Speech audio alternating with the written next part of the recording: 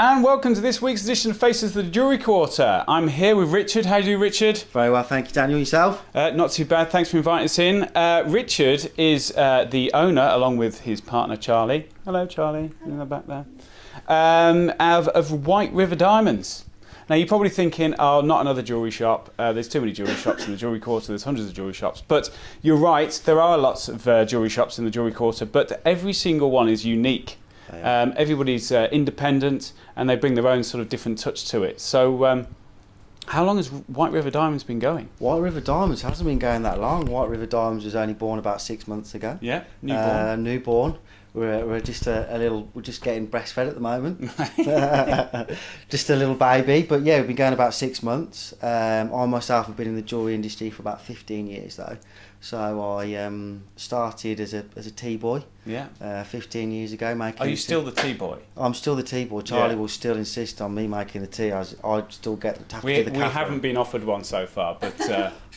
Would you like a cup of tea? Yeah, only by you though. Honestly, let's stop the camera. So yeah, I started off life like that, just doing the running around, photocopying, getting the sandwiches, doing the drop-offs, and fell in love with the jewellery industry and loose diamonds, and I did that for about 12 or 13 years, and loved every second of it. So as you've obviously come from T-Boy printing. You know, you've got promotion. Yes. And then you've gone into the loose diamonds. So what's that all about? So you diamond dealing, is that right? Diamond dealing, yeah. I work for a brilliant company called Clark Diamonds, and they showed me everything that taught me all the ropes of the diamond industry, basically. So all from sourcing the stones, looping the stones, grading the stones.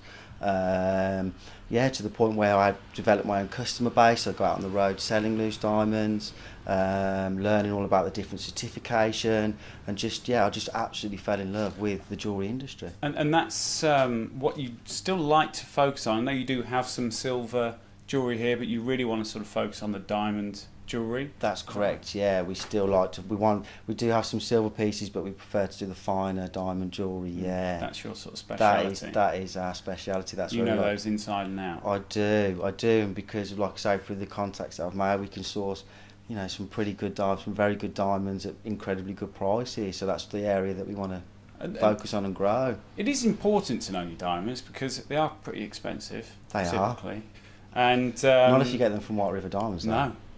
And it's quite a bit of a risky business. I mean, online trade, people want to sort of buy online because they see cheaper options. That's but people are sort of quite rightly cautious of whether they're certificated and whether they're certificated by the right people, this kind of stuff. Can you just explain what a certificate's all about, why they exist, and how they go about? A diamond certificate is basically, there's no difference between a certificated diamond and an uncertificated diamond in terms of the science of the diamond. The difference is that a certificated diamond has gone to a laboratory and has been studied by a diamond grading expert, and has then been given their opinion of that diamond. So the cut, the colour, the clarity, and various other pieces of information, the polish and the symmetry go on the certificate, whether or not the stone fluoresces. So that is the only difference between a certificated diamond and an uncertificated diamond. There are many different certificating companies out there. We only use one, which is the GIA, which is the Gemological Institute of America. And they're typically the sort of the better known, aren't they? They are the best throughout the world. They're world renowned. They've got offices in America, in Mumbai. They are all over the world. They are the best certificating company. There are two others that are based in Antwerp, which is IGI and HRD. They're also well known and pretty well respected certificating companies. We choose pretty much to predominantly use and only use GIA. The other two certificating companies are by no means bad, but that's just what we choose. And then you do have various other English or other certificating companies that we feel devalue products, and we choose not to use them. Loose diamonds that are GIA certificated have a market value. You can't have something that somebody says is certificated DVS1, for instance, at £4,000 and selling it for £2,000. You can't do that on a GIA because a GIA certificate has a market price. We buy them at a market price and we sell them at we feel is a competitive price. But if you are buying a loose diamond, my advice is to buy on a GIA Or it's on IGI, it's the International Gemological Institute, or HRD. They're all based in Antwerp. Those three, we favour GIA, but apart from that, I wouldn't. Some people cleverly mark it. Others, they'll use those letters and jumble them up. But if you're unsure, just ask whoever you're buying from. Just say, "Can I see a copy of the certificate?" Yeah.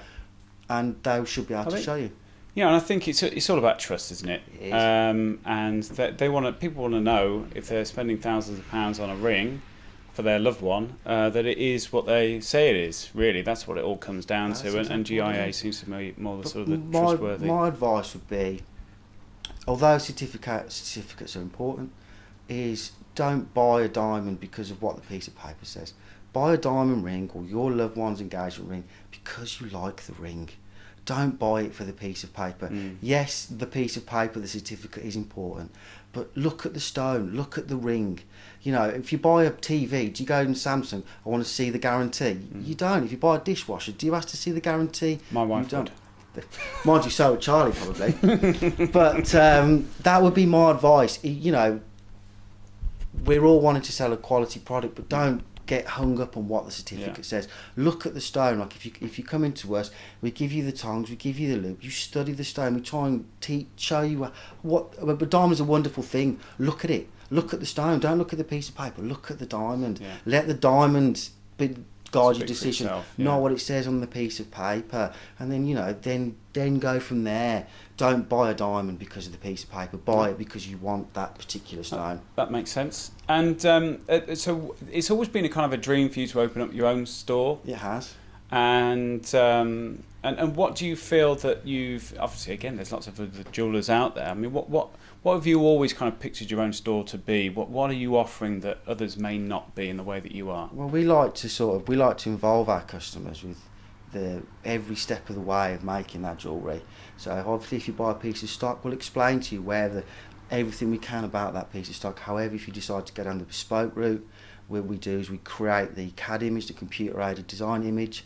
We send that to you. Then we create 2 waxes, one for you to keep, so you can see your ring in the actual wax form. Then we get it cast in your desired metal, and then you see the finished product. So we like to keep you informed on every step of the way of your journey. And we like you to be involved, for you to help design your perfect engagement ring or any other piece of jewellery that you like. We want your influence because it's your piece of perfect jewellery.